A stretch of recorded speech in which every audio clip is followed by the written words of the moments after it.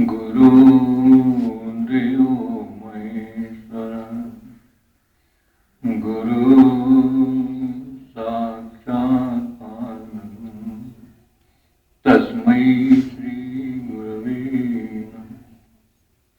मेरे नाथ, आप अपनी सुधामयी सर्वसमर्थ पतित पावनी अयत की कृपा से दुखी प्राणियों के हृदय में त्याग का बल और सुखी प्राणियों के हृदय में सेवा का बल प्रदान करें, जिससे वो सुख दुख के बंधन से मुक्त हो, तेरे पवित्र प्रेम का आस्वादन कर हो जाए। प्यारे बुजुर्गों, माताओं, भाई और बहनों, अभी आप स्वामी जी महाराज की पवित्र वाणी का श्रवण कर रहे थे। स्वामी जी महाराज ने उस साधन की तरफ को संकेत हम जीवों को दिया है, जिसके माध्यम से ये धार जहां से आई है वहां पर जाकर के अपने निज स्थान को प्राप्त कर सके। वो धार किसके वसीले से चलती है और किसके वसीले से उतर के आती है, ये चर्चा इस छोटे से शब्द के अंदर स्वामी जी महाराज ने हमारे समक्ष रखी। वो धार शब्द के माध्यम से आती है और संसार में मन इंद्रियों के घाट पर आकर के संसार का कार्य करती हुई पुनः इसी के माध्यम से लौट जाती है। तो ये जीव जब शब्द से न्यारा हुआ तो काल के द्वार पर आ गया। काल और माया, इन दोनों की मिलोनी है। इस जगत को जो रचने वाली है वो इन्हीं के माध्यम से होती। उसी चीज के लिए यहाँ संकेत दे रहे थे कि यहाँ आने पर ये जीव शरीर धारण कर लेता है, अपने को बिसरा देता है और जो इसका है उसे भी बिसरा देता है। साधन इसके पास है, लेकिन उस प्राप्ति के लिए बहिर्मुख हो जाता है। अंतर्मुखता भी बिसर जाती है, स्वरूप भी बिसर जाता है और जो इसका मालिक है वो भी बिसर जाता है। जब शरीर धारण कर लेते हैं, जिसको पंच भौतिक चोला कहते हैं, जिसका निर्माण 5 भूतों से हुआ है, जिनमें आकाश, वायु, अग्नि, जल और पृथ्वी प्रधान, इनकी मिलोनी से रचना होती है। लेकिन सबका स्वभाव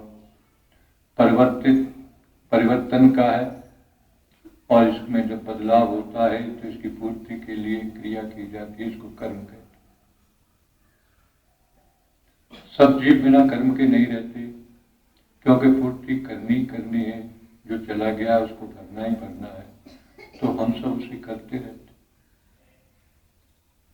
इस करने में जो हमारे पास में शक्ति होती है उसका ह्रास होता है। हम थक जाते हैं, या दूसरे मायनों में कहो कि हम करने के लायक नहीं रहते, तो फिर बैठ जाते। कर्म को तो त्याग देते हैं शरीर से, लेकिन मन से उसका फिर भी चिंतन करते रहते। इस तरह से जो उपलब्धि होती है, उस उपलब्धि में जो इस तन के अंदर निवास कर रहा, इंद्रियां, मन है और आत्मा। आत्मा को तो समझो जब बेसुध हो गई तो उसको तो कुछ पता ही नहीं है कि क्या हो रहा है दीन दुनिया में। जो उसकी संपत्ति थी, अपने को जानना और अपने मालिक, अपने स्रोत में प्रवेश करना, अपने मालिक के पास में जाना, पहुंचना, उसकी पूर्ति उसकी नहीं होती। मन भी आप देख रहा है कि किसी का सुखी नहीं है, सब दुखियारी नजर आते। क्योंकि कोई चीज आती है तो वो टिकती नहीं है, और मिलती भी है तो इतनी थोड़ी मिलती है कि उसमें उसका पेट भरता नहीं। मन किसी का सुखी है, मन में किसी को थमस नहीं है। आज जितना मिल जाए थोड़ा और चाहिए। इस तरह से अब इसकी पूर्ति कैसे हो, हम कर्म से करने की कोशिश करते हैं, क्योंकि हमारा क्षेत्र ही कर्म का है। इस कर्म क्षेत्र में प्रवृत्त होकर के जीव अपनी शक्ति को बखेरता है। दोनों तरह से बखेरता है। जो अन्न पानी ग्रहण करता है, 7 परिणाम लेकर के जो जल तैयार होता है, उस जल के अंदर स्वभावजन्य लहर उठा करते हैं, जो जीव को झकझोर के रख देती है और भोग की तरफ को अग्रसित करती है। भोग के क्षणिक सुख में वो इतना अंधा हो जाता है कि उसको अपने लक्ष्य का ज्ञान नहीं रहता। उसका एहसास कब होता है? जिसको हम काल कहते हैं, जिसको हम समय कहते हैं, जब ये समाप्त होता है। शरीर का निर्माण रहने वाले के निर्माण के लिए हुआ। वो यहां पर आकर के फंस गया था, उससे निकलने के लिए हुआ। ऐसी बात है कि हम निकलने का प्रयास नहीं कर रहे, सब व्यस्त है सुखी होने के लिए, सब व्यस्त हैं इस दुख से छूटने के लिए, लेकिन कोई भी प्रयास, कोई भी साधन हमको इसमें निजात देने में सफल नहीं हो पाया। किसी ने किसी की साधना कराई, किसी ने किसी की साधना कराई। आज भी आप देख रहे हैं हमें कितने बहन भाई हैं जो बाहर भटक रहे हैं, दूसरों के से मिलकर के, दूसरों के साथ लग करके सुख की चाहत में भरे हुए। किसने किसको आज तक सुख दिया? संसार की कौन सी चीज में सुख रखा? जब ऐसे महापुरुष की सोहबत हमको मिलती है, उसके सानिध्य में हम बैठने के क्षण बिताते हैं, तो हमें एहसास होता है कि हमें क्या करना चाहिए था और क्या कर रहे थे। करना बुरा नहीं है, शरीर के निमित्त ही करना ही पड़ेगा, क्योंकि शरीर है, ये बहने का इसका स्वभाव है, बहता ही रहेगा, और जो चीज जाती है वो बढ़ता ही रहेगा। ये काल चक्र, फ्यूचर वर्तमान में गुजर के पास्ट में चला जाता है, बीत जाता है, पीछे देखता नहीं मुड़ के। इसी प्रकार से हमारा आपकी चाल है, जो आज का दिन है कल को लौटेगा नहीं, दूसरा दिन का आगाज होगा, और इसी तरह से ये चरखी, ये वृत्ति घूम रही है उस कीली पर जिसका हमें ज्ञान है। इसी को हम काल चक्र कहते हैं। इस काल चक्र से बचने के लिए हमने पराधीनता को स्वीकार किया, सुख की लालच में संसार में अपने को बांध लिया। संसार जड़ है और बनने वाला चेतन, दोनों की जाति एक नहीं है। वो किससे बंधा है? जड़ से बंधा है। वो हम और आप ही हैं। हमने अपना बंधन अपने आप किया है, फिर खोलने वाला कौन है? जड़ता में इतनी सामर्थ्य नहीं है कि चेतनता के ऊपर अपना राज कर सके। इस अज्ञानता से निवृत्ति के लिए ऐसे सहारे की जरूरत पड़ती है, इसको हम गुरु कहते हैं। अभी हमको गुरु मिले हैं। कैसे गुरु मिले हैं? शरीर निर्वाह के लिए।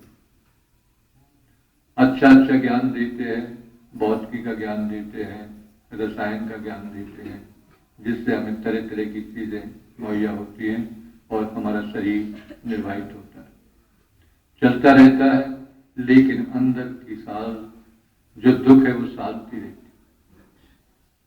अंदर एक भूख उठती है कि उसकी पूर्ति नहीं यहां पर हो पाती। उसके लिए कैसे हो? उसके लिए फिर कर्म से ऊपर जो भोग का क्षेत्र है, उससे ऊपर की चर्चा ऐसे महापुरुषों के सानिध्य में की जाती है, जिसको हम गुरुदेव हैं। वो कहते हैं भाई भोग संपदा जो तुम्हारा है, इसमें क्षणिक सुख है, इसमें दुखी दुख भरा है। दूसरे इसका परिणाम जो है वो ऐसी योनियों में ले जाने वाला है जो अधोयोनि, अधोगति। क्यों कि जल का स्वभाव ही नीचे जाना।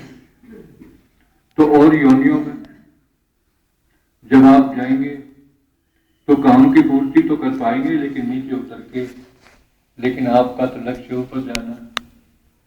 आपको तो अपने परमात्मा से मिलना है। जो निष्ठा बिसर गई है उसको प्राप्त करना है, तो किस प्रकार से की जाए?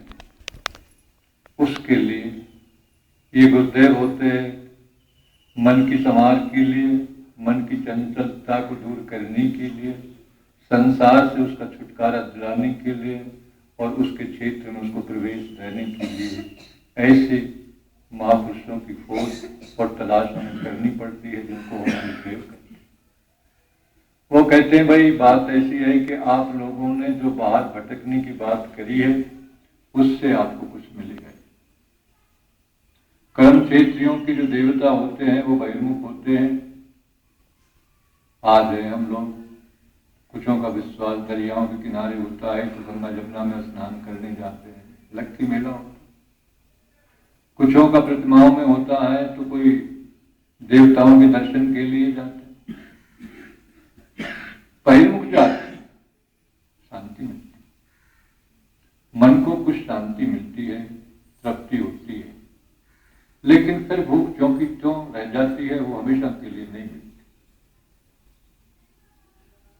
जब ऐसी खिन्नता मन के अंदर प्राप्त होती है तो फिर और तलाश, उस तलाश में हमें वो बतलाते हैं जिनका हम नामकरण गुरुदेव कहते हैं कि भाई ये तो अच्छा है कि आप लोग शिक्षा धारण करके संसार में शरीर के निमित्त संसार के पदार्थों को अच्छे से अच्छे ढंग से प्रयोग में ला सकते हो, इकट्ठा कर सकते हो, लेकिन मन को शांति नहीं दे सकते। अब मन को शांति देने के लिए कौन सा साधन है? उन्होंने कहा कि इसको शांति देने के लिए और जीव को गति प्रदान करने के लिए, उसको अधो से ऊर्ध्व पहुंचाने के लिए जो साधन है वो ज्योति मार्ग। इसलिए हमारे वेदों में जहां कर्मकांड की चर्चा होती है वहीं पर ज्योति, जिसको वेद माता गायत्री कहा जाता है, जो जल से सिरमौर तत्व है, जिसको अग्नि तत्व कहते हैं, उसका जिक्र प्रधानता में किया जाता है और मानव से देवगति प्रदान करने में सक्षम होने वाली उसकी आहुति में सब समाज मगन हो जाता।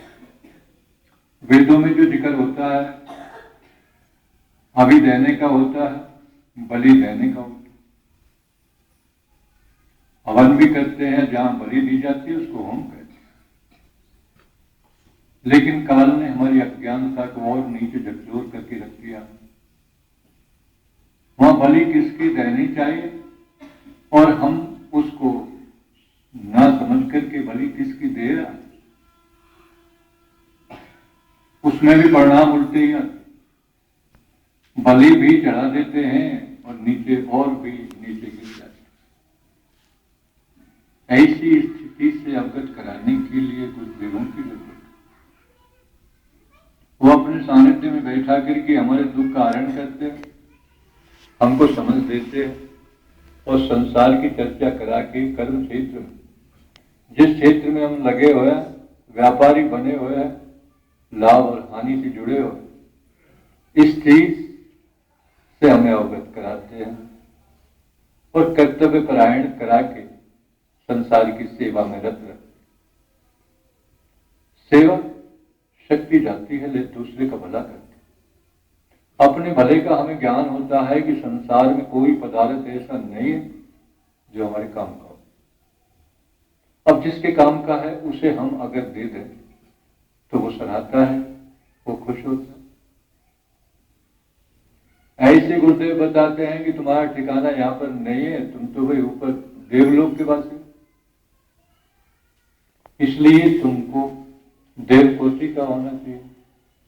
अब देवकोटि के लिए उसके पास में जो कामना है उसका विसर्जन होता है, निकामी हो जाता है, अपने लिए उसे कुछ नहीं चाहिए, लेकिन फिर भी कर्मरत रहता है, संसार को तो चाहिए। इस तरह से संसार को जो कुछ उसके पास में होता है दे जाता है। क्या समझ करके कि जो कुछ है इसमें मेरा भला नहीं हो सकता, ये मेरे लिए नहीं है और मेरा भी नहीं है, लेकिन हमने उल्टा समझ रखा है, जो कुछ चीज है उस पर अपनी मोहर लगा देते, सब कहते हैं कि सब मेरा। दूसरा शब्द आता है कि सब तेरा। तेरा कहते ही सर की जो बोझ भरी गठरी थी वो उतर जाती, और मेरा कहते ही वो गठरी सिर पे लग जाए। जो मेरा मेरा करते हैं वो हिरण की तरह से दौड़ लगाते हैं, वो रात दिन परेशान रहते हैं, वो हमारा आती है, क्योंकि हमें अपने लक्ष्य का पता नहीं है। मन शिकारी जो हमारा शिकार कर रहा है, हमें उसका शिकार कर रहा है, तो शिकार कैसे हो? उसको मित्र कर। हमने जिसको भी अपना मित्र बनाया है सब ठगी मारे, और उन्होंने हमको सबको ठग लिया। उसी चीज को ध्यान में रखते हुए हमें तलाश होती है ऐसे महापुरुष की, जो हमें नीचे से ऊपर उठाते हैं और विधिवत उठाते हैं, जंपित नहीं। इसलिए उन्होंने शरीर के निमित्त कर्म की प्रधानता रखी। वेद हमारा कहता है, ऋषि महर्षियों की देन है, उनकी अनुभूतियां, उनका अवलोकन हम करते हैं तो हमारा सुंदर समाज का निर्माण हो जाता है। एक दूसरे से प्यार करते हैं, जो चीज इकट्ठी होती है वो सबकी समझते हैं, सबके लिए समझते हैं। तो जहां ममत्व भाव खत्म हो जाता है, जिसको मोह कहते हैं, आदमी को बहुत बड़ी राहत और शांति प्रदान करता है। तो उस चीज की तरफ को कब ध्यान होता है? जब ऐसे महापुरुषों की सोहबत हमको प्राप्त होती है। जिनको सोहबत प्राप्त हो जाती है और इस चाल पर चलने लगते हैं, तो उनकी रास्ते की जो डायरेक्शन है वो बदल जाती है। आज मैंने अभी संकेत दिया कि जितने हम जीव हैं, भूख लगती है तो उसके लिए, प्यास लगती है तो उसके लिए, गर्मी की जरूरत होती है तो उसके लिए, अगर ठंड की जरूरत होती है तो उसके लिए प्रयास करते हैं। गर्मी से ठंड चाहिए तो कूलर, और ठंड से बचने के लिए हीटर। इस तरह से आपकी सामग्री, आपके माध्यम से संसार के तत्वों से आप लोगों की सेवा कर रहे हैं। तो शरीर के लिए तो आपने सब कुछ कर दिया, खाने के लिए तरह तरह के आपके पदार्थ हो गए, रहने के लिए सुंदर सुंदर मकान हो गए, चलने फिरने के लिए आपके पास वाहन हो गए, लेकिन मन की गति को कोई भी सुधारने में सक्षम नहीं है। तो जब ऐसे महापुरुष के पास हम बैठते हैं तो हमारे पास से कोई बदल नहीं। जो पराधीनता थी शरीर के कारण थी, शरीर के लिए थी, और शरीर के क्षेत्र में हमको प्रवेश करा दिया, तो उन्होंने कहा कोई परेशानी नहीं है, इसमें प्रवेश करो शरीर के लिए, लेकिन शरीर को अपना मत समझो, खुद शरीर मत बनो। ये समझो ना हम शरीरा ना हम शरीरा। समझ में आता? जब शरीर हम नहीं है और शरीर हमारा नहीं है तो फिर हम क्या है? देखने में तो ये शरीर ही आ रहा है, इनकी नामकरण हो रहा है, कोई माता के रूप में है, कोई नर के रूप में, कोई स्त्री के रूप में, कोई पुरुष के रूप में। पहचान लेते हैं, भाई ये बहन, ये बेटी है, बेटा है, ये माता है, पिता है। ज्ञान हो जाता है इंद्रिय के माध्यम से, जिसके अंदर प्रकाश की जो धारा है प्रवाहित होती है, जिसको हम ज्योति कहते हैं। ज्योति बिना जल के नहीं है, जल बिना पात्र के नहीं। इस तरह से इस घट का निर्माण होता है। तो जो अन्न पानी विशेष का है, उसके निमित्त ही हम कर्म करते हैं। तो जो हमारे लिए उस सबके लिए अन्न पानी की किसको आवश्यकता नहीं होती? राजा से और रंग सब समान होती, सब कुछ है। ये अलग की बात कि उसको एक से को समझ के दूसरा समझ बैठे। इस दूसरी समझना ही अज्ञानता समझो या विषमता, जिसका हम और आप पान करते। जब भूख को मिटाने के लिए अन्न की आवश्यकता होती है तो मैं समझता हूं कि राजा से लेके रंग तक सब अन्न की ग्रहण करते। अन्न की अनेक वैरायटियां अब कौन से को छोटा कौन से को बड़ा कहो। एक गरीब है जो मटर की रोटी खाता है, उसके गले में अटक जाती है तो पानी के सहारे नीचे उतारता, कहता हम तो गरीब हैं, हे भगवान तेने हमको मटर खाने को दिया है, चना खाने को दिया।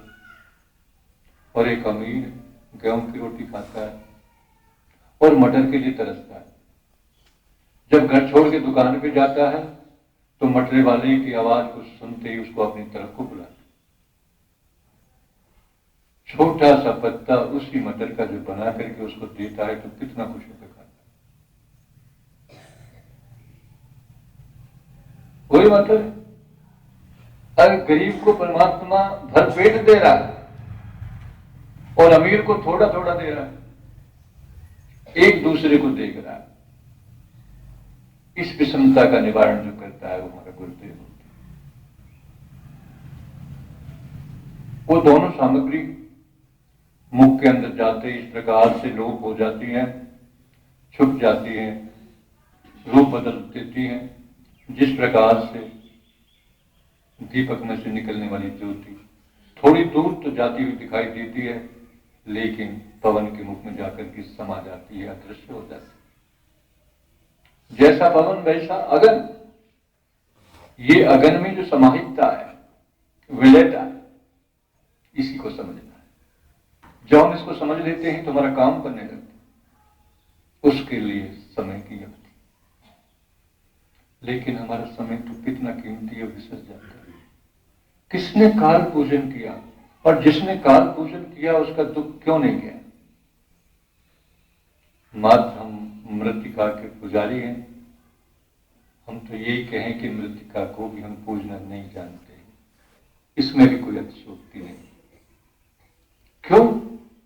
कि ये सत्य कि मानव का लक्ष्य जितना ऊंचा है उतना ही बुद्धिहीनता से भरा हुआ है चोला। इसको समझ बिना समझदार के नहीं आती। जब तक कोई इसे ना समझाए ये समझ नहीं पाता, और जब तक समझ नहीं पाता तो क्या करे।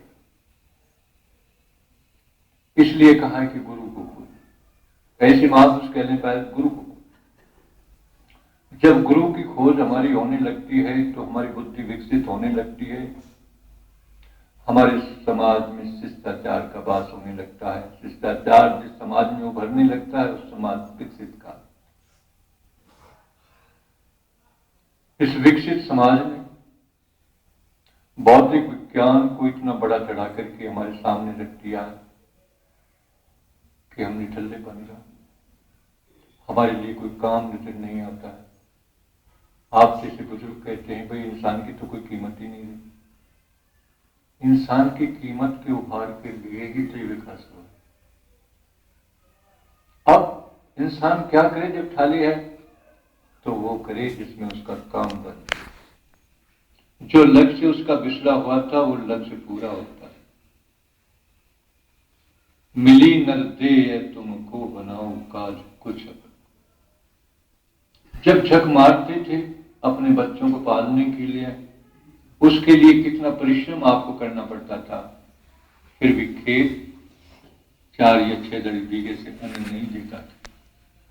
आज ये विकास का परिणाम है कि साल में 3-3, 4-4 फसल ली जाती है और वो मनोटय 6 बीघे का आज 10-20 बीघे में परिणत हो। ये परिवर्तन कितना उच्च कोटि का है। अब आदमी के पास समय, अगर उसको 8वें दिन छुट्टी मिल जाए तो उसको काटनी भारी हो जाती है। किस लिए? लक्ष्य भी। अगर लक्ष्य होता तो फिर उस छुट्टी की कीमत समझता। आप देखेंगे काल विभाजन करके कि कर्म करने की शक्ति आपके पास कितनी है, कितनी देर आप कर्म करने की क्षमता रखते हैं, तो फिर यही आपको लगेगा कि साहब हमारी बस की तो चलना भी नहीं है, कर्म करना तो बहुत बड़ी चीज है। इतने शक्तिहीन प्राणी अपने लक्ष्य की पूर्ति किस प्रकार से करें? परमात्मा ने जो अपनी सब निधि गंवा चुका है, शक्तिहीन बन चुका है, अगर ऐसी गुरुदेव और गुरु की सानिध्य में प्रवेश कर जाए तो उसका काम निश्चित रूप से बन जाता है। वो काम क्या? मन को सुखी रखना और आत्मा के अपने कार्य को सिद्ध करना। भई प्राप्त मानुक देवरिया, गोविंद मिलन किए तेरी। ऐसे महापुरुष हमको संकेत देते हैं ये संबंध आत्मा का, जो परमात्मा के पास जाने के लिए लालायित है, और ये सिर्फ एक मानव साधन ही साधन है जिसके माध्यम से ये अपने मालिक से मिल सकते। ये तन ही है जिस तन के माध्यम से मन इस समष्टि से निकल सकता है और व्यष्टि रूप ब्रह्मांड में विचरण कर सकता है। इसके लिए उन जानकारों की जरूरत होती है जो हमको जानकारी देते। उनमें से ये महापुरुष थे भगवान स्वरूप या कुल मालिक, जिनको राधा स्वामी नाम से पूजा गया, या जिन्होंने राधा स्वामी धाम का भेद दिया। उन्होंने हमारे बीच में आकर के हमको समझाया। अभी आप देख रहे हैं शब्द की पहली कड़ी, धन्य धन्य धन धन्य प्यारे क्या कहूं महिमा शब्द। ये शब्द मार्गियों का जिक्र है। ये परतंत्रता की बेड़ियों को काट करके स्वतंत्र होने का मार्ग है। अधोगति से बचाने वाला और ऊर्ध्वता प्राप्ति के लिए ये सोपान। फिर हम क्या करें? करने से बाज नहीं आता, बिना करे रहा नहीं जाता, तो करके तो बैठ जाओ या समझ करके बैठ जाओ। जो गुरुमुख होते हैं वो अपनी शक्ति को बखेरते नहीं है, मिली हुई शक्ति का सदुपयोग करते हैं। जो दुरुपयोग करते हैं वो दुखी रहते हैं, ना उनको शांति मिलती है ना सुख। शक्तिहीन बनकर के जड़ हो जाते हैं और नीचे गिर करके मृत्युवत होकर के अपने जीवन को बिताते बिताते दुखी होते होते नीचे गिर के समा जाते। इसलिए ऊर्ध्वरेता बनने के लिए, जैसे अभी मैंने संकेत दिया, सभी का खाना अन्न और पानी है, लेकिन ये काया जिसका निर्माण परमात्मा ने किया है, हमारे और आपके लिए किया है, सुंदर समाज बने, उसके लिए क्या करें? उसके लिए सेवा करें। सेवा दूसरे की सहायता। अगर प्यास लगे तो पानी पिला दो, वाह वाह करेगा। अगर भूख है तो रोटी खिला दो। लेकिन रोटी जिसे आप खिलाते हो अपनी करके खिलाते हो, इसलिए खिलाने से ना खिलाना। क्यों? आपके अंदर अहंकार है। मैंने आपको रोटी खिलाई, उसके अंदर एक मलिनता आ गई कि मैंने आपकी रोटी खाई थी। हर कदम पर हमको थोड़े थोड़े इशारे ऐसे महापुरुष से मिलते हैं और हमारे अंदर परिवर्तन और दिशा निर्देशन करके हमारे लक्ष्य की तरफ को उन्मुख करते। उन्होंने कहा, भाई जब आप इस कार्य को करोगे तो शरीर ने शरीर का कार्य किया, तो शरीर शरीर का सजाती है। अगर भूख मुझे लगी है तो अपनी भूख से आप ज्ञान कर लो कि इसको भी भूख लगी। आने वाले का अभिनंदन करो, आखिरी करो खाना खा लीजिए, प्यासों से बैठाओ। ये सुंदर समाज का निर्माण है। क्या हम करते हैं? अगर नहीं करते तो फिर कौन से समाज में हम लोग रहते? दुख भरे समाज, जहां पर स्थिरता नहीं है। शांति के पुजारी को कर्म अच्छा नहीं लगता, बैठना अच्छा लगता, लेकिन हम बैठते नहीं हैं क्योंकि अंदर मृगा बैठा है। मृग वही है जो एक जगह ना ठहरे, जंपिंग करता रहे, अपनी शक्ति को देता रहे, पटकी खा के मरता है। ऐसा ये प्रकृति का आकर्षण है जो संसार में भेद और भिन्नता के रूप में परमात्मा की देन है। हमारी प्रकृति माता का स्वरूप है, जिनमें से हमारा सिरमौरता इसीलिए है कि हमको जानकारी है और जानकारी हमको मिल जाती है अपने मालिक तक की, अपने स्वरूप की, और जो हमारा थनैत है जिसको मन कहते हैं उसकी और उसके क्षेत्र की, तन की और तन के क्षेत्र, ऐसा विषय ऐसे महापुरुष की सोबत में बैठ करके जहां होता है उसी को हम सच्चा कहते हैं, सत्संग कहते हैं। लेकिन हम सुनने वाले ही बहुत थोड़े हैं, समझने वाले उससे भी कम है, और चलने वालों का तो शायद नामो निशानी नहीं। इसलिए सुनना भी ना सुनने के बराबर होता है। बार बार ताड़ना मिलती है संसार और इस क्षेत्र से कि यहाँ सुख नहीं। जिसमें हमारा राग है सुख के लालच में, यहाँ पर सिवा दुख के और कुछ नहीं। फिर सुख कैसे मिलेगा? सुख मिलेगा अपने डायरेक्शन को बदल कर, शरीर के निर्वाह के लिए, अपने समाज के लिए करके फिर क्या करता है? अंतर्ध्यानी हो जाओ। जो अन्न पानी आपने ग्रहण किया था, 7 परिणाम लेके जो जल बना था, लहर से बचाओ। लहर से बचाने का कारण है अग्निहोत्र को। उस जल को अग्नि में डाल, जब अग्नि में डालते हैं तो ये क्या हो जाता है? स्वाहा। अग्नि उसको खा जाती है, देव है, देव में जाकर के उसको देवत्व प्राप्त होता है, और भोग में जब चला जाता है तो उसको भोगत्व जो है देवत्व से छीन लेता है। नीच कर्म, जब हम देव कर्मों से, उच्च कर्म से नीच कर्मों में प्रवेश कर जाते हैं तो हमको अधो योनियों में जाना पड़ता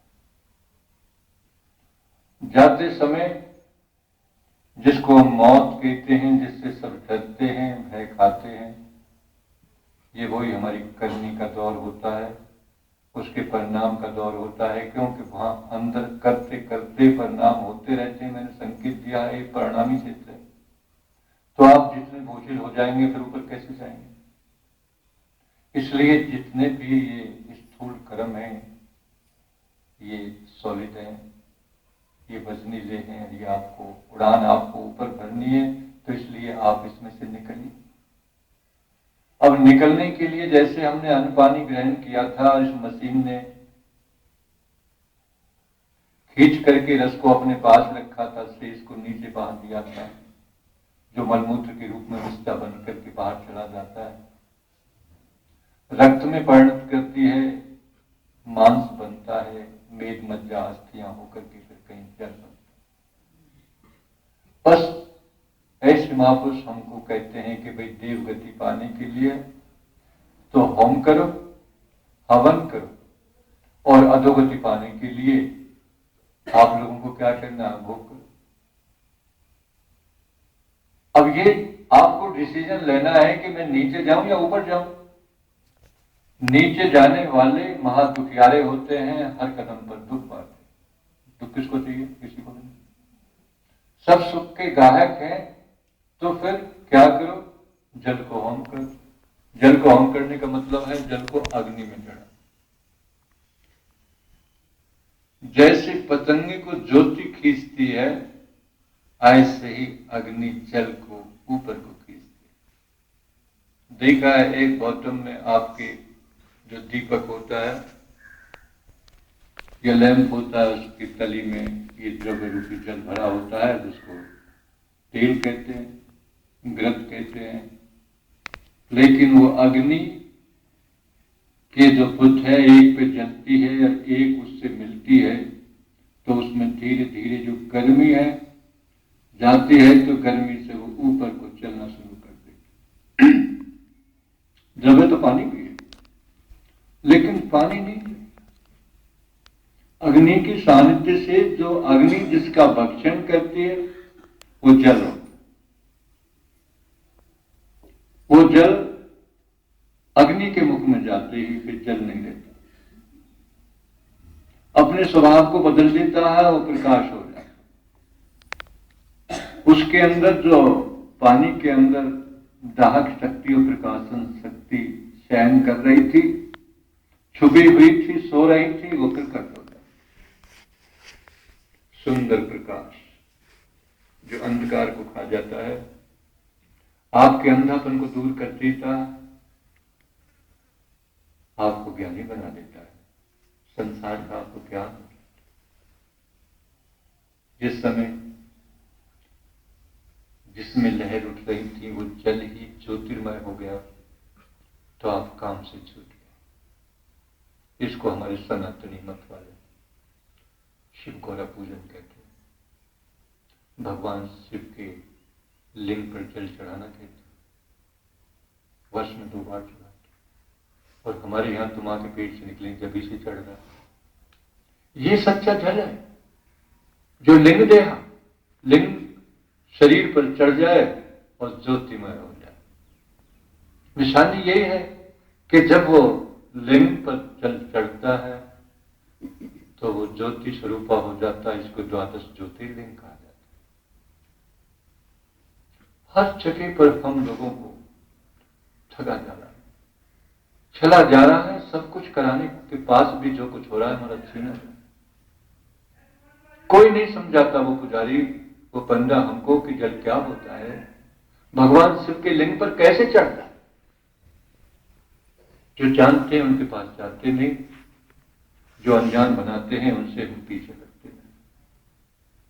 ऐसा कूद कूद के भर दिया है कि हरिद्वार में जाकर के जल लाना है, भगवान शिव भोले पर चढ़ाना। रास्ते रुक जाएंगे, अभी से तैयारियां होने लगी।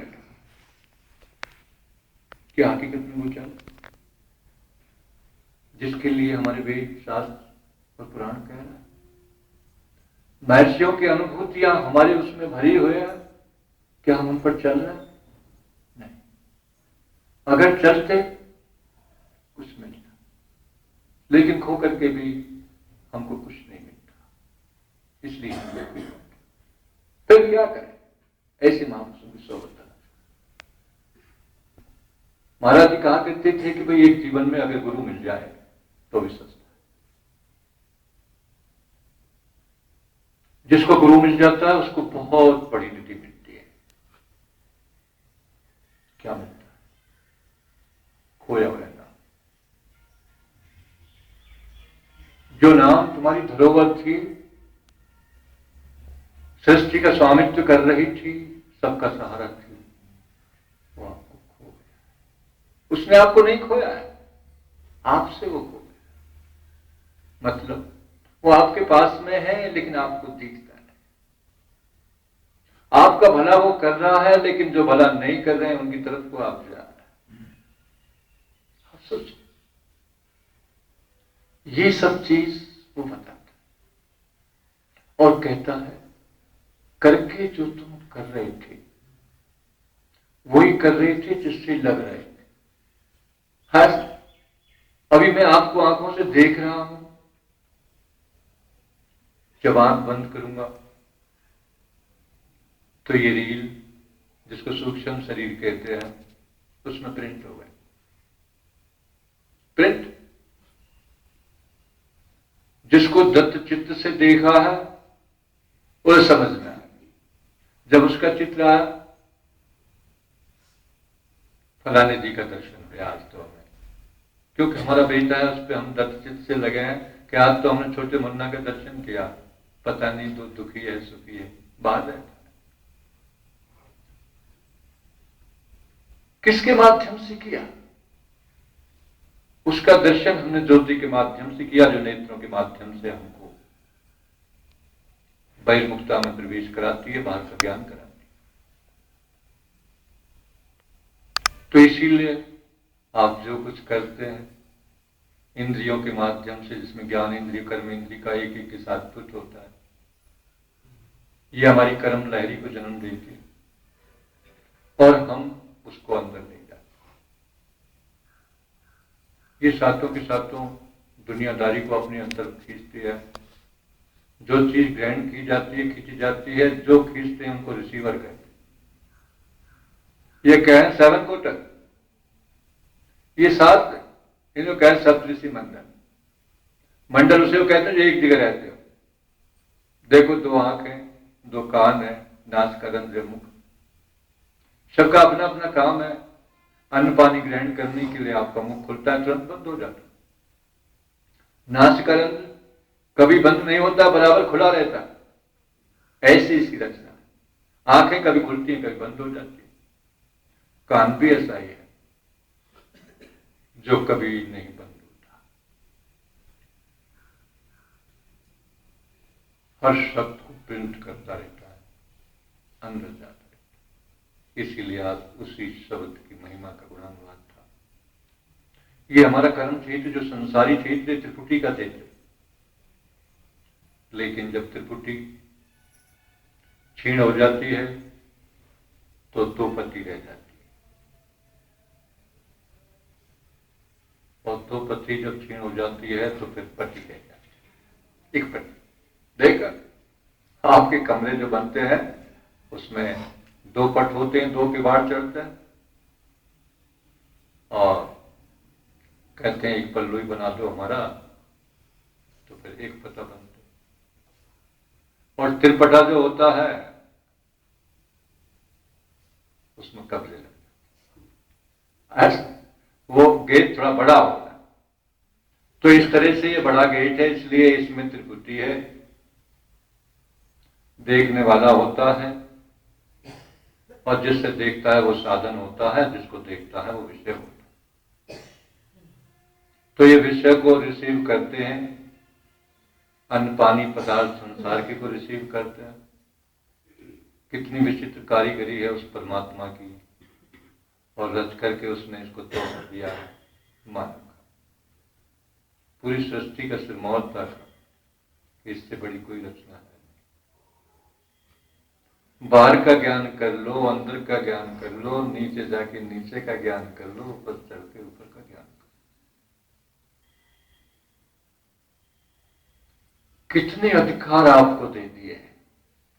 अधिकारों की पूर्ति के लिए कितना शक्तिवान आपको बना दिया है। हर शक्ति के भंडार से आपको जोड़ दिया। आपके नाश का रंध्र है, समष्टि के हरिवंश पवन स्रोत से जोड़ दिया। क्या हवा को भी आप थैली में बांध के ले जाते हो? भंडार से आपको श्वास क्रिया बराबर प्रदान होती रहती है। जल के भंडार भरा है।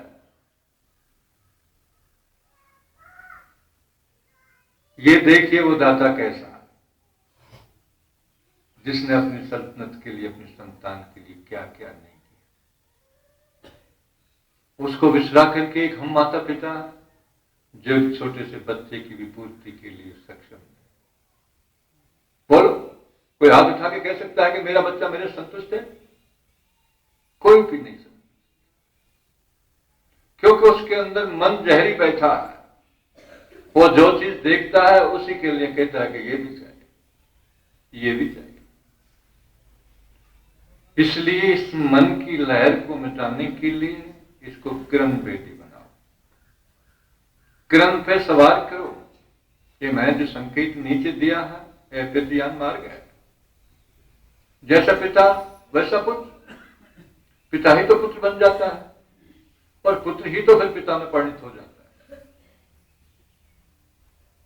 तो ये पितृयान मार्ग आपके हाथ में, जिसको कर्म कहा जाता है, लेकिन कर्म से ऊपर ऊर्ध्व रेता, जो इसको घिनौना समझने लगते हैं, वो योगिक। जो रेत है इसको ऊपर ले जाते हैं, इसको बलि करते हैं। इसका विश्राम कहां होगा? जल का विश्राम अग्नि में होता है, अग्नि का विश्राम हरि रूप पवन में होता है, और पवन का विश्राम गगन में होता है। ये सिस्टम है। इसको कौन समझा है? जो समझदार है, उसी को तो हम गुरु कहते हैं। इस तरह से जब भोग के दुखियारे हो जाते हैं, शक्तिहीन बनते हुए दिखते हैं, तो कहते हैं शक्तिवान की तरफ को जाओ। अग्नि में जब हम जाते हैं तो हम किसका ध्यान करते हैं? ज्योति ध्यान। अभी हम ध्यान किसका कर रहे हैं? ज्योति के माध्यम से विषयों का ध्यान कर रहे हैं, जो विस्तृत है। इसलिए वो त्रिपुटी कट जाती है, 2 पुटी रह जाती है, हम रह गए, ज्योति रह गई। ये क्षेत्र भी बदल गया। ये बहिर्मुख क्षेत्र में त्रिपुटी थी, बहिर्मुख क्षेत्र की हमें आवश्यकता नहीं। फिर क्या करें? आंख बंद करो। जिनसे दर्शन कर रहे हैं आंख बंद, तो विषय क्षेत्र समाप्त हो गए।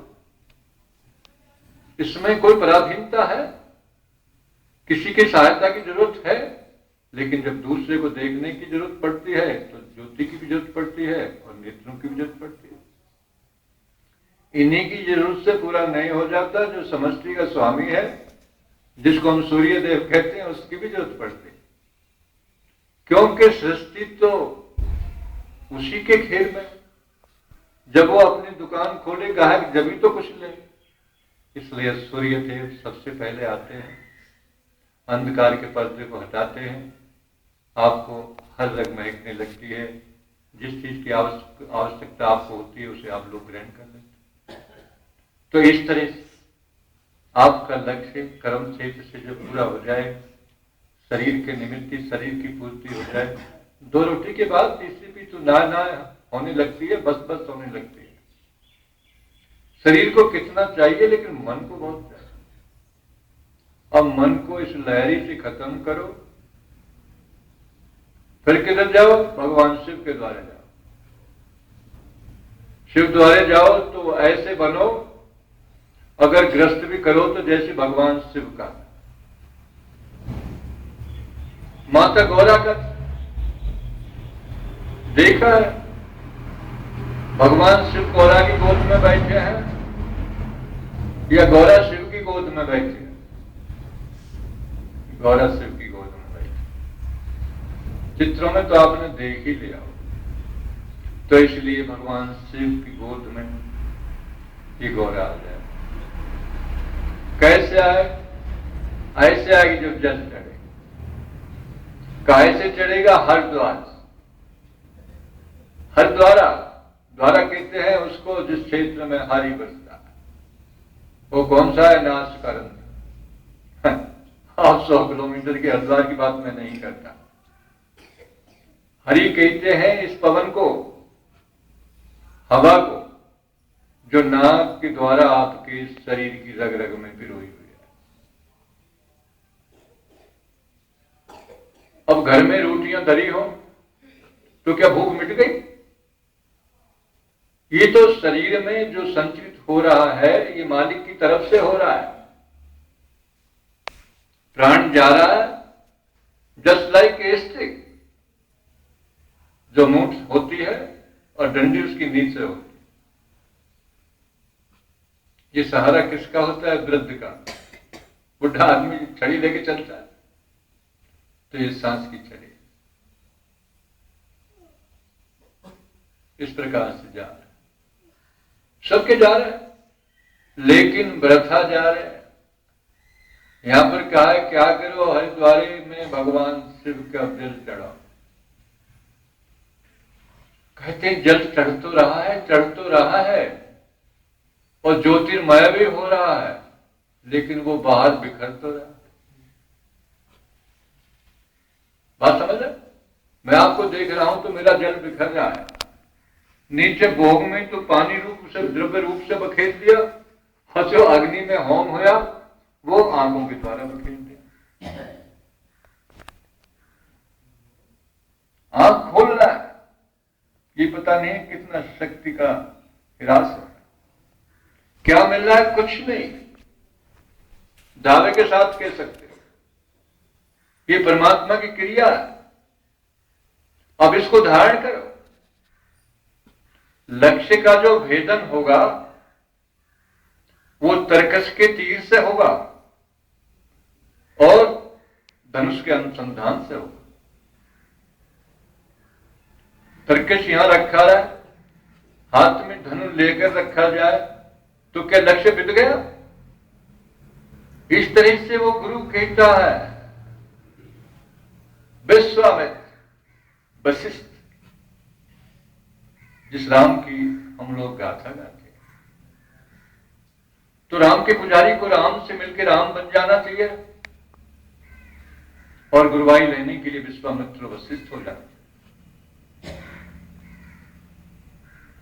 इनकी परंपरा है, इनकी क्लासेस है, जो जैसा होता है उसका वैसा ही नामकरण रखा जाता है। इसमें कुछ ऋषि होते थे, कुछ ब्रह्म ऋषि होते थे। अब ब्रह्म ऋषि जो थे और ऋषि जो थे उसमें अंतर कितना था? बस सूक्ष्म का स्थूल का। तो विश्वामित्र में और वशिष्ठ जी जो कि गुरु थे, भगवान राम के दोनों ही गुरु थे। तो जिस समय ये बचपन में महाराजा दशरथ के यहां पर पैदा हुए तो विश्वामित्र जी आधम के उन्होंने कहा इन दोनों बच्चों को हमें दे दो। किसको? राम को, लक्ष्मण को। और भरत शत्रुघ्न को तुम अपने पास रख लो।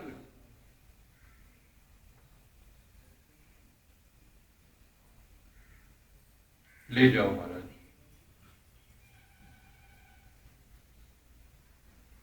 ले गए। अब ले जाने के बाद में कुछ देना पड़ता है।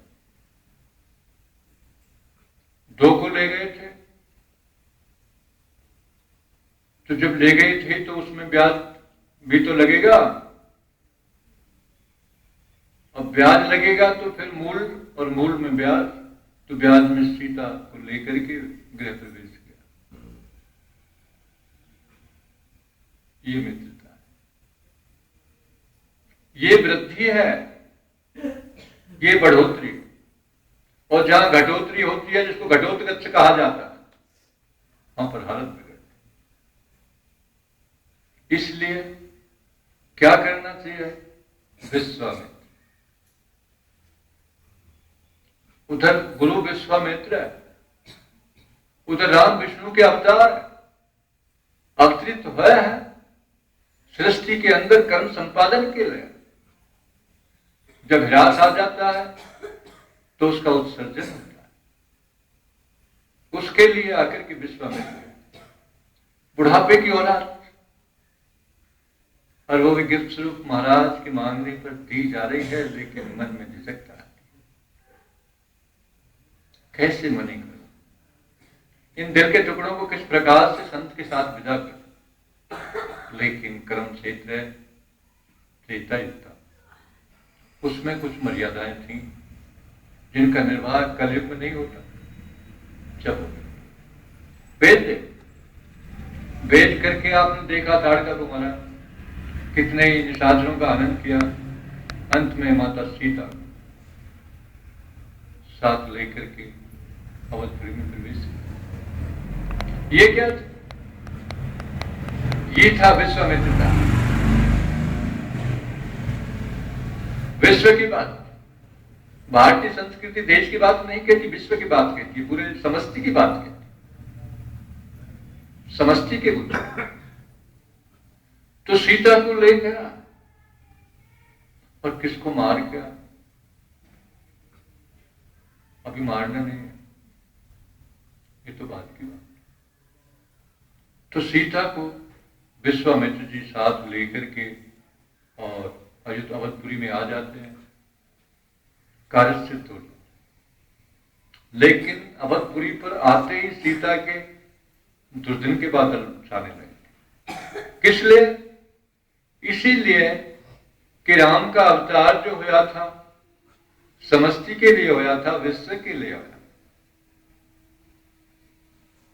व्यष्टि के लिए नहीं हुआ, महाराज दशरथ के लिए नहीं हुआ। उसका परिणाम दशरथ को भोगना। आज भी बहन बेटियां, अगर किसी की भाग से नौकरी लग भी जाए, घर छोड़ना पड़ जाए, तो कहती हैं कि तुम भी घर छोड़ रहे हो और हम भी तुमको छोड़ रहा है। क्या मतलब?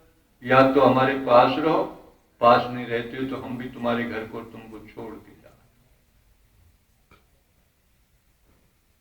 यही कार्य जिसको मोह कहते हैं, विश्वामित्र को दे दिया लेकिन कड़वे दे दिए। लेकिन सीता को अवधपुरी में लाकर के उसको खुश कर दिया कि भाई देख अब हमने तो 2 से 3 कर दिए। अब यहां से हम लोग क्या करें, किधर को जा सके?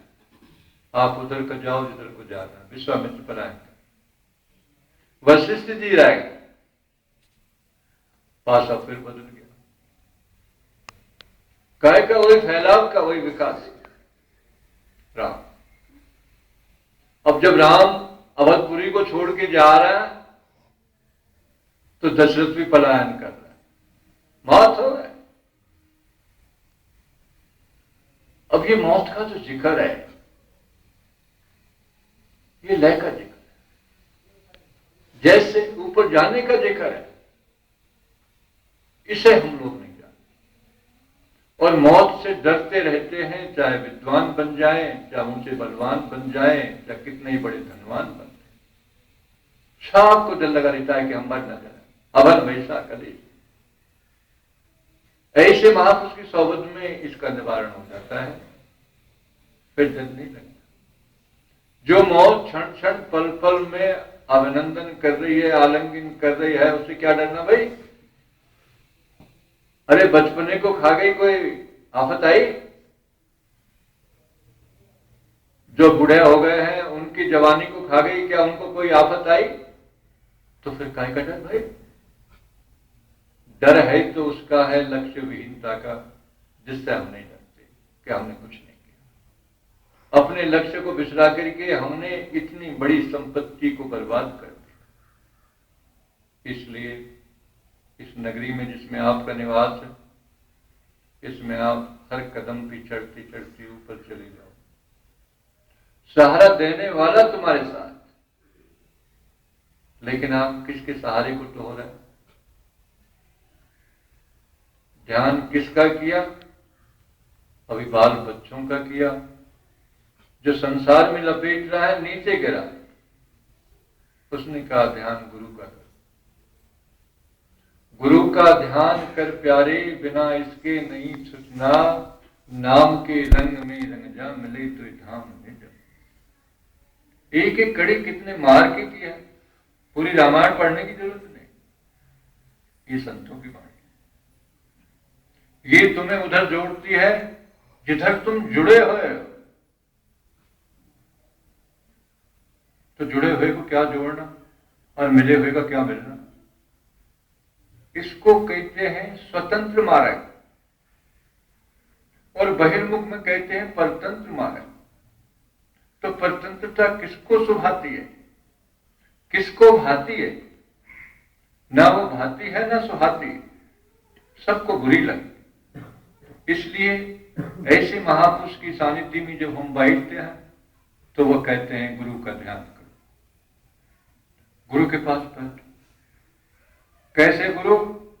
हम जैसे आंख नाक कान हमारे शरीर में है, वैसे हमारे गुरु के में। बोलो की क्षमता दूर हो गए। कहते भैया तुम ज्यादा खाओ मैं कम, कम ज्यादा में भी जो कम खाने वाला है वो ज्यादा खाने वाले को शिक्षा दे रहा है कि कम खाने वाला जो होता है वो ज्यादा खाने वाले से ज्यादा अच्छा रहता है, क्योंकि जो खाया जाता है दिया जाता है।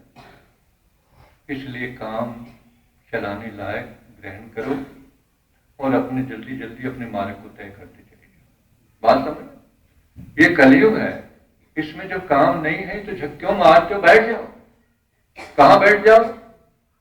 अरे जहां मर्जी हो वहां बैठ जाओ, सब भूमि को पाल लो। घर में बैठ जाओ, घर नहीं है तो जंगल में बैठ जाओ, घर है तो नीचे बैठ जाओ, मर्जी है आपके ऊपर बैठ जाओ, कोई बंधन नहीं है। बैठ गए, इस शरीर से शरीर का कार्य करके, समाज का कार्य करके बैठ। जब बैठ गए तो दुनिया आपको नहीं दिखनी चाहिए। आप भले ही दुनिया को देखो, कोई परेशानी नहीं है, कोई आपदा नहीं, आंख बंद करके बैठ। जब बैठ गए तो अंदर देखो क्या दिखता है, कितना अंधेरा, कोई नहीं कहेगा गुजारा। जबकि प्रकाश अंदर से ही आ रहा है तो आपको पता लग गया कि आप प्रकाश से कितने दूर हैं। तो प्रकाश जब नहीं दिखाई देता तो कौन से मंडल में आप हैं? अंधेरे मंडल, अंधकार में। आप कब छुपते हो? जब दिन भी अंधेरा हो जाता है, चारों तरफ अंधेरा ही अंधेरा रहता है, तब फिर आपको प्रकाश का ज्ञान होता है कि प्रकाश तो बहुत अच्छी चीज है। दिन में कोई दीपक को देखता है, लेकिन जब सूर्य अस्ताचल को चले जाते हैं तब सूझ आती है कि भाई वो कहां धरा है, ये कहां धरा है, उसमें तेल डालो, ये डालो, फिर प्रकाश। इस तरह से अंतर के पथ को खोलने के लिए बाहर के पथ बंद करना, ये है स्वतंत्र मार्ग। यह है पराधीनता की बेड़ियों को काटने का मार्ग। यह है नीचे गिरने से ऊपर चढ़ने का मार्ग। कुछ भी कहो, कोई फर्क नहीं पड़ता, समझ जाओ, बस इतनी सी बात। तो फिर हम क्या करें? बैठ जाओ। अभी मेरी वाणी से जो सुन रहे हैं, आप शब्द सुन रहे हैं, मुख से बोल रहे हैं, कानों से सुन रहे हैं। कितना सुंदर खेल। कोई आपका नहीं, सब ज्ञान तुम्हारे पास में बैठा है, ऐसे हमारा गुरु कहता है। जब ऐसा हम लोग कर दिया तो फिर हम क्या करें? यहीं से चलो, जो जल बना है उसके लिए भोग की मनाही नहीं है, लेकिन परिणाम देखना है। तो परिणाम है तो ठीक है भाई, किसी के बच्चे थे, बच्चे वाले बन गए, माँ बाप की जायदाद थी, लेने वाले आ गए। फिर हम क्या करें? अब चलने वाले हैं तो चलो। कहां को? धाम अपने चलो भाई, पराई देश क्यों रहना। काम अपना करो जाई, पराई काम नहीं कर सकता। परमेन शरीर का काम, समाज का काम, संसार का काम, और संसार से हम पलायन करने जा रहा है। कैसे जाए? उसके वाहन है इंद्रियों, तत्वों के। तो मैंने अभी बताया, जल जब अग्नि में चला जाता है तो प्रवेश कर जाता है, तो प्रकाश बन जाता है। उसका ध्यान करो। जहां से प्रकाश बनता है उसको हम ज्योति कहते हैं, ज्योति मार्ग। उससे क्या होता है? दर्शन होता है, अंतर ध्यानी, बाहर ध्यान। तो गुरु कहता है कि बाहर जब जाए तो आंख खोल के जा, और जब भीतर जाए तो आंख बंद करके जा। फिर क्या करें? भीतर बिना आंख के दिखेगा नहीं, भीतर जब दिखेगा जब भीतर की आंख को खोलेगा। अब भीतर की आंख को खोलने की जुक्ति जो देता है वो हमारा गुरुदेव होता है। उसने कहा कि तू उसे पुकार जो अंधेरे को दूर करे। वो कौन है? वो ज्योति है। देखा, आते ही आपको गिफ्ट दे दी ज्योति देव के दर्शन। कहां देखें उसे और कहां पुकारे? मुख से पुकारो और आंखों के पीछे ध्यान धर के इस मस्तक में याद है, अपने अंदर देखो। इसको क्या कहते हैं? इसको सिमरन कहते हैं, इसको जप कहते हैं, और देखने को ध्यान कहते हैं। कहां देखें? वहां देखो जहां वो दिखेगा। कहां दिखेगा? भ्रू मध्य। तो भ्रू मध्य पर आपको दिखेगा। कैसा दिखेगा? आंखों से देखते हैं तो पड़ा दिखेगा, और जब दोनों आंखों के बीच में देखोगे तो खड़ा दिखेगा। समझे भाई? अगर तुम जग भी गए और पड़े रहे तो फिर कुछ किया? कहते हैं पढ़ाई रहेगा, खड़ा हो। माफ करना, हम में से कोई भी खड़ा नहीं हुआ। कह सकते हो कि साहब रोज खड़े होते हैं, रोज गिरते हैं। इसको खड़ा होना नहीं कहते, इसको गिरना ही गिरना कहते हैं। काम गिराने वाला है, इसलिए आप काम पे आरूढ़ रहे, काम को धारण करे रहे। अब क्या करें? ज्योति धारण, अंधकार को खा जाए, उजाला आपका हो जाए। क्या करें फिर? ये जो अंदर है, इसके अंदर जिसको कहते हैं हमारा तो ब्रेन जो है, क्या हो गया है? ब्रेन में वो हो रहा है, क्या बोलते हैं उसको? टेंशन।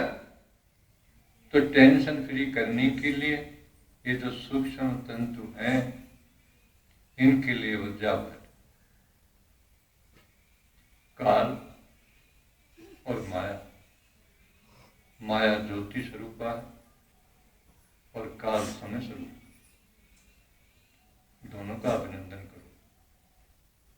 ये भ्रू मध्य में भगवान शिव शक्ति का दर्शन करो, सीताराम का दर्शन करो और राधे कृष्ण का दर्शन करो।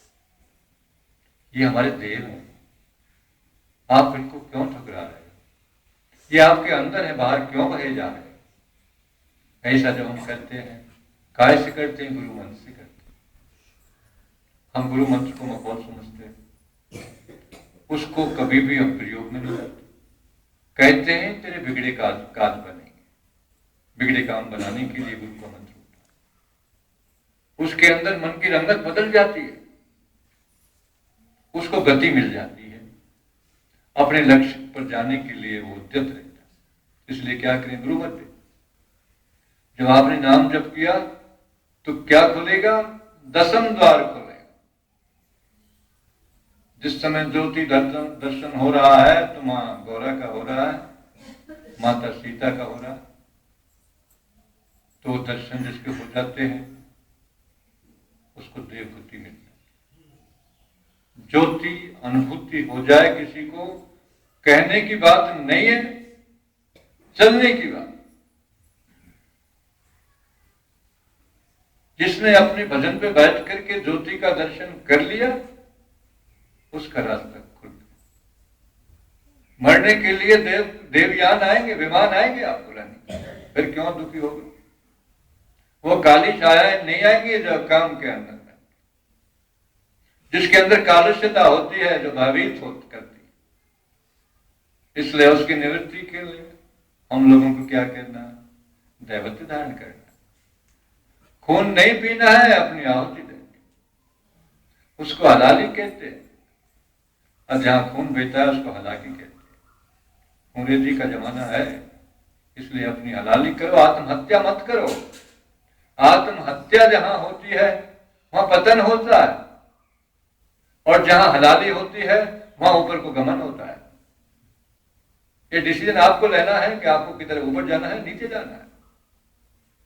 बहुत सी बहन बेटियां हैं कि हमने सल्फास की गोली रखी है, हमारे पास में रख गया, शरीर से तो टूट जाएगा रिश्ता, लेकिन बेटा यहां से टूटने के बाद जाओगे कहां? वो जो चीज है भरापन की, वो अंदर है, वो ऊपर रास्ता ऊपर मिलेगा, नीचे मिलेगा, क्योंकि ये हलाकी है। हलाली के लिए क्या?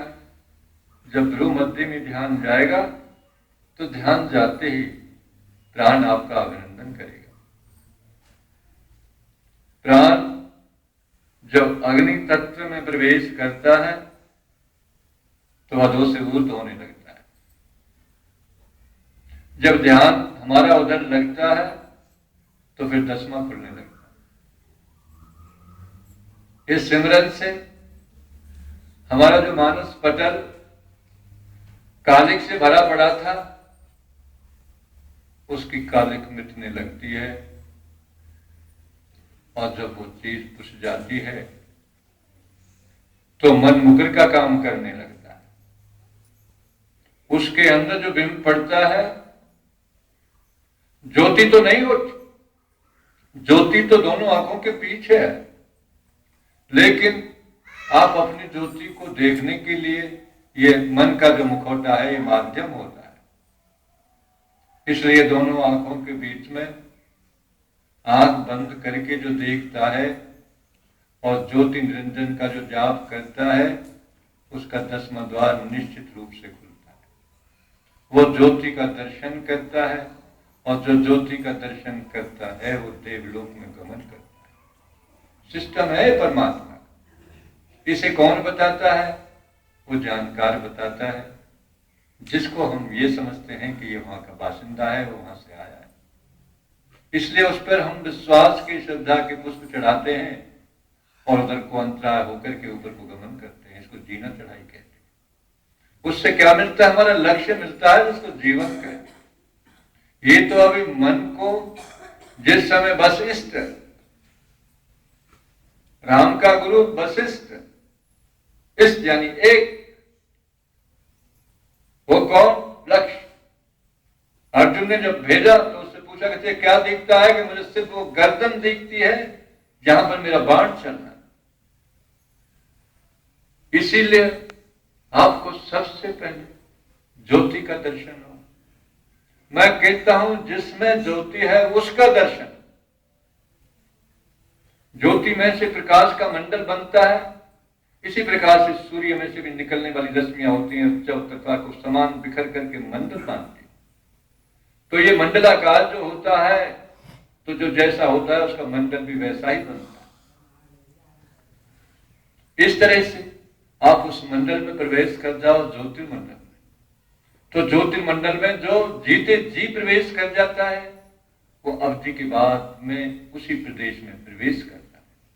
इस तरह से आप देवयान मार्ग को स्वीकार करो, और जब देवयान मार्ग को स्वीकार कर लो तो ये जो खिरका है भेद भिन्नता का, ये होते हुए समाप्त हो जाएगा। इसको अग्निपात कहते हैं। चितामें तो ये भस्म हो जाता है, लेकिन भीतर की आशा वासनाएं मनसाएं ज्यों की त्यों रहती हैं, जो उनका बीज होता है। उसको जलाने के लिए, उसको गलाने के लिए जल को ज्योतिर्मय कर दो। इसको होम कहते हैं, इसको बलि कहते हैं। अपनी बलि दे दीजिए, फिर अहमता नहीं रहती बेटे। और बिना इस ज्योति में प्रवेश करने के अहमता नहीं मिटती बेटे। बातों का विषय है, इसलिए ज्यादा से ज्यादा देव गति का क्षेत्र आ गया। इसके बाद में नाम गति का प्रवेश जो दिया है उस संतों ने आगे दिया है। हमने कहा भाई ये भी तो जन्म मरण का खेल है, इसे नहीं, इस पूरा छुटो, जुटकारा पूरा क्या करो, शब्द से। जिस ज्योति में शब्द निकलता है, प्रकाश होता है, उसमें एक सुरीली साउंड भी निकलती है। पहले नहीं किसी ने उपदेश दिया, संतों ने उपदेश दिया, जो उन्होंने दिया भी तो इशारे से उपदेश दिया। लेकिन जब स्वामी जी महाराज आए तो उन्होंने खुल करके उपदेश दिया। घसियारे तक आगे जहां वेद की जड़ थी, वेद की कुल कह दिया वेदों को हर एक का अधिकार नहीं, अधिक को सुनने का नहीं। उन्होंने कहा घसियारा भी वेद सुनेगा, घसियारा भी वेदों पर चलेगा, घसियारा भी मालिक से मिलेगा। क्यों नहीं अधिकारी? इसको स्वतंत्र मार्ग कहते। आप स्वतंत्र बाहर करके तो आपने स्वतंत्रता ले ली, लेकिन कितने स्वतंत्र? अराजकता चारों तरफ। इसीलिए जब तक हमारा सुंदर समाज का निर्माण नहीं होगा, और सुंदर समाज का निर्माण तब तक नहीं होगा जब तक हमारे पास में लक्ष्य नहीं होगा। इस तरह से आप अपने लक्ष्य को ग्रहण करिए, और जो बिखरी हुई ये जल की धारा है इसको ज्योतिर्मय करिए, और ज्योति से जो प्रकाश है उसकी तरफ ध्यान धरिए, और उसमें से जो धीमी आवाज है उसको बिना कान के सुनिए। जो उस कान की आवाज बिना कान के सुनता है, वो बिना पैरों के चलता है, बिना आंखों के देखता है, बिना हाथों के करता है। ऐसे कर्ता को सब नमन करते हैं। उसका भगवान ध्यान धरता है, और जब वो भगवान की तरफ को चलता है तो भगवान से मिलता है। जो भगवान से मिल जाए तो फिर वो भगवान ही तो हो जाता है। उससे ना मिले तो भगवान जब भी भगवान है, और उससे सब मिल जाए तब भी वो भगवान, क्योंकि भगवान से ही तो निकले। ये परमात्मा का विधान है। इस विधान को आप सोच करके समझ के करिए। कर्म क्षेत्र बुरा नहीं है, दूसरों का हित करिए, और खाली हाथ नहीं, कुछ भरे हाथों से बाहर निकलिए और खाली हाथ लौटिए। लेकिन आप खाली जाते हो और भर के आते हो, ये दुख का कारण। जब आप समाज को अपना समझोगे तो समाज आपके पास में कुछ नहीं छोड़ेगा। पापा लाओ, पापा लाओ, पापा लो, बात करो, जो था तेरा तुझको है, अब मेरे की चाहत किसको है? हाँ, अगर खाली हाथ आ गए तो घर में प्रवेश नहीं, जिस घर को आप अपना कह रहे हैं। इसलिए कहेंगे जल्दी लुटाई आए, बहुत अच्छा हो, आ जाओ जल्दी, आ बात अंत। तो इस तरह से मन को ज्योति के सहारे और आत्मा को शब्द के सहारे गति मिलती है। अगर गति जो आपकी क्षति की पूर्ति करती है, आप अगर चाहते हो तो इस प्रकार से इस समय का सदुपयोग करो। इसमें कोई खर्चा नहीं है। यहाँ की करेंसी यहीं चलाओ, और वहाँ की करेंसी के लिए भजन करते करते अपने मालिक से मिलकर के कृतकृत हो जाए। राधे।